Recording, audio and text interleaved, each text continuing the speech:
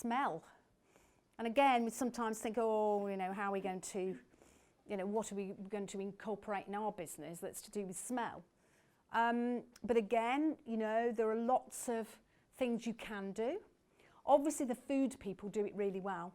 There is a reason that Tesco have their bread baking right at the back of the store in the furthest corner away from the door, because it's inviting and it makes you feel hungry.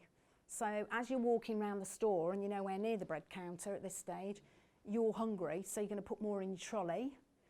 And of course it's going to draw you to the back of the store. So even if you ran in just for a pint of milk, the likelihood is you'll come out with a pint of milk and some donuts and maybe some clothing that you saw on the way out. You know, you'll be in the store longer. And they do it on purpose. You know, think of stores like Lush. Do you know Lush, the beauty store? They actually pump fragrance out through the store. You know, in Abercrombie and Fitch, we talked about earlier, they purposely spray their scent around the store so that you're enveloped in it.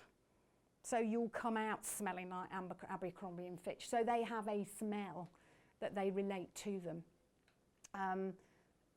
Of course, house sellers, you know, they always say, don't they, if you're selling your house, you've got somebody around, put a nice pot of coffee on, or bake some bread.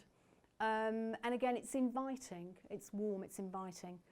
But you can think about your environment and what does it smell like? What do you want it to smell like? You know, you can have candles, you can have diffusers, you can have all sorts of things that are inviting and say something about your brand.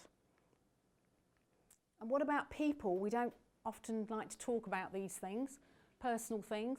Heavy perfume, if you're going to pitch for some business, if you waft into the room and the person you're seeing collapses because they're overcome by your perfume, it's obviously not going to go down very well. And perfume's it is very subjective, and it is really love or hate. So think about how much perfume you put on.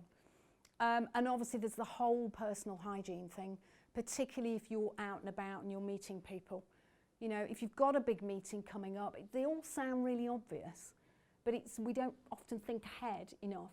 You know, if you've got a big meeting tomorrow, don't have the double garlic stuffed pizza tonight with the side order of garlic bread, because it will be on your breath tomorrow morning. And the same, you know, smokers, they're a bit nervous before a pitch or a meeting. They have a cigarette. It's on their clothes, it's in their hair, it's on their breath. It's very off-putting for the other person. So, you know, and also you think about people who work for you. And I'm sure you've been in a store, and I won't name any stores, where it's quite obvious that the people who work in there take their overalls off at the end of the day and they hang them on a peg. And then they come in the next day and they take it off and they put it on, and the next day and the next day and the next week. And then to the point of, excuse me, can you help me? And it's odour, you know, because that overall's not been washed. And again, those people are front of house. They're right in front of the customer. So again, they're part of this, creating this impression.